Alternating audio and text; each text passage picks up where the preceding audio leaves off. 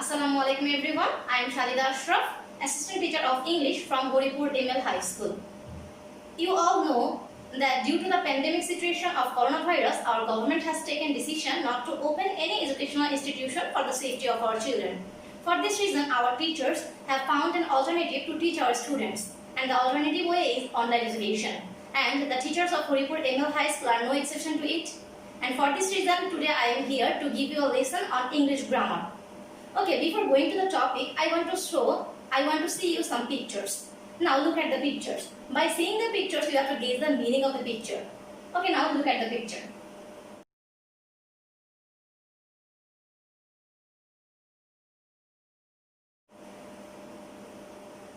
Okay, in this picture, what have you seen? In this picture, we are seeing that a person is planting a tree.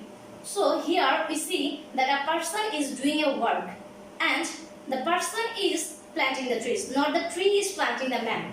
So from these activities, what can you guess? Try to guess something. Okay, my dear students, you have guessed it right. Today we are going to discuss about voice change, because in voice change also we see that a subject is doing something and the receiver is accepting the thing. Okay, now I am going to discuss about voice change. Okay, before going to discuss about voice change, we have to know that voice change are of two kinds. One is active voice and another one is passive voice. Okay, active voice means the subject himself will do the work, and the passive voice means the subject alone cannot do the thing. Okay, now see an example that mother writes an email. Here see that mother is the subject and here mother is doing something. Okay, before going to discuss about it in details, we have to know what is subject. Because without knowing the exact meaning of subject, we cannot go further to our discussion. Okay, subject means subject is a person or a thing that can do something. That means we can say that subject is the doer of the sentence. Now, before going to discussion, we have to know also about object also. What is object? Object means the receiver of the action. Subject will do the action and receiver will receive the action. So, by doing and receiving action, we can understand voice change. The most important thing of a sentence or voice change is that the action. You have to understand that what is action and what is happening in the sentence. If you can understand that what is happening in the sentence, then you can understand verb also. Because we know that in a sentence, it is necessary to have the presence of subject, verb and object.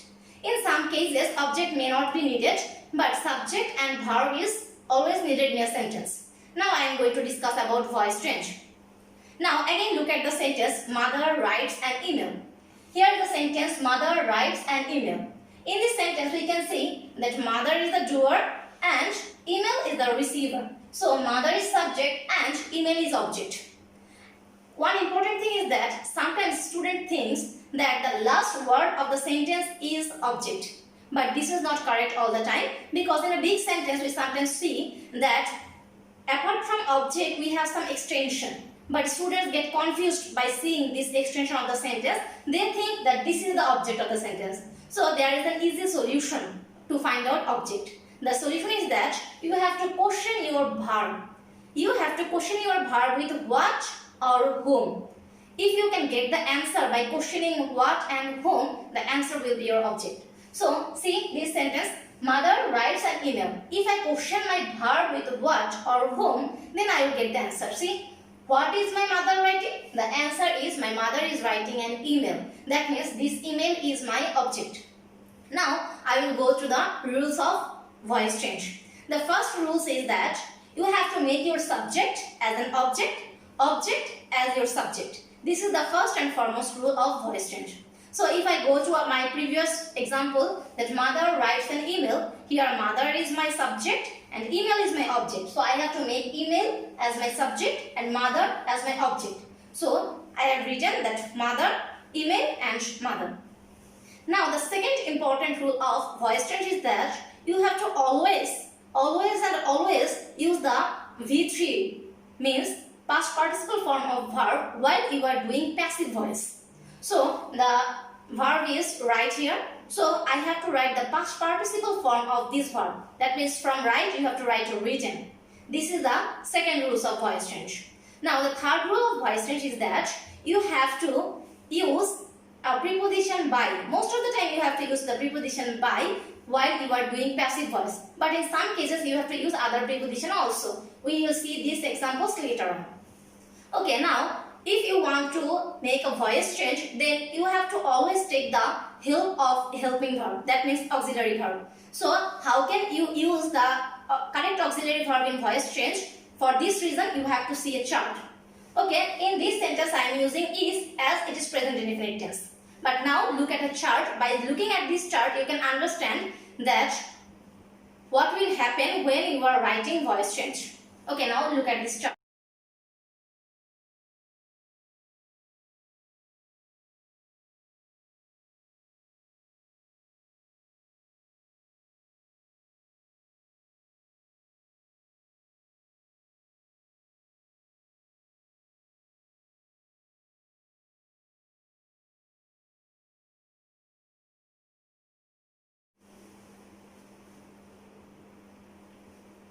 So, in this chart, we have seen that if my active voice tense is present indefinite tense, then I have to write am, is, are while doing passive voice. If my tense is in present continuous tense, then I have to write am being, is being, are being while doing passive voice.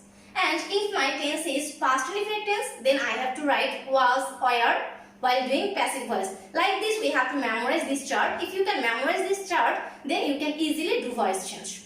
Okay, now I am going to see another example. Now see, another example is here that Reja is helping Sajida to doing this job. Now see here, Reja is the doer of action. That means Reja is your subject. So if you want to find out the object, you have to question your verb with what or whom. Now the verb is help. So if you can question that whom is Reja helping? The answer will be Sajida. That means Sajida is your object. So you have to make the object as your subject. That means Sajida. In my previous chart I have shown that if the tense is present continuous tense, then while doing voice change you have to make am being, is being, are being. So my subject is Sajida. So I have to write is being. So Sajida is being. I have already told that you have to always use the past participle form of verb. That means V3 of your verb. So here the verb is help. So you have to write the past participle of help. That is helped. So I have written Sajida is being helped by Reja. As Reja is your subject, so you have to make it object. And the extension is to do this job. We have to write to do this job in the extension part. So this is another example of present continuous tense. Now I am going to show you another example. Now this example is that he has completed the work. Now see, who is completing the work? He. That means he is the doer of the sentence. That means he is the subject. Now if I want to know what is the object of this sentence, then I have to question my verb. That means what will I complete? The work. That means the answer is the work. So the work is my object. So if the work is my object, then I have to make the work as my subject. So the work will be my subject, the work. So I have said have completed. In my previous chart I have shown that if the tense is present perfect tense, then you have to write have been and has been while doing voice change. So my helping verb is have, so you have to write have been. Okay, now another thing is here, you have to know the use of have and has. Whenever you are using have and has, you have to see your subject. If the subject is singular, then you have to use the auxiliary verb has. If the subject is plural, then you have to write the auxiliary verb have. Here, my subject is singular number. That's why I have to use the auxiliary verb has. So, the word has been. I have already said that I have to always use V3. That means past participle form of verb. Here, the past participle of completed is completed. That means I have to write the work has been completed. I is my subject. So before writing my subject, I have to write a preposition called by. So the thing is that the work has been completed by me. Okay. Now I will show you another example of future tense. If I write that I shall do my homework. Now here, who will do the homework? I will do the homework. That means I is the doer of my sentence. That means I is my subject. Now I know that Do is my verb. Now if I question that what will I do, the answer will be the homework. That means I have to do my homework. So this homework is my object. So I have to make this object as my subject. So I will write the homework. Now the important thing. Notice that I have written in the question that I shall. Because with first person we can use shall. But see, in here my subject is the work, the homework. That means the homework is not first person. So I cannot write the auxiliary verb shall. So with third person I have to always write will. That's why though in the question it is shall, I have to write will as my subject does not permit me to write shall. That's why I am writing the homework will. In the previous chart I have shown that if in your active voice there is shall, will, can, could, may, might, these things, then you have to add shall be, should be, will be, would be, can be, could be, like this. So here is auxiliary will. You have to add one more be. That means will be. So I can write the homework will be. I have to write the past participle form of the verb. So the past participle form of do is did. So I have written the homework will be done. Subject is I have to make it an object. So before making it an object, I have to write by. So I have written by me. So this is all about present indefinite tense. So everyone, stay home. This is all about my class. In the next class, we will learn more about voice change. In the meantime, stay home, stay safe.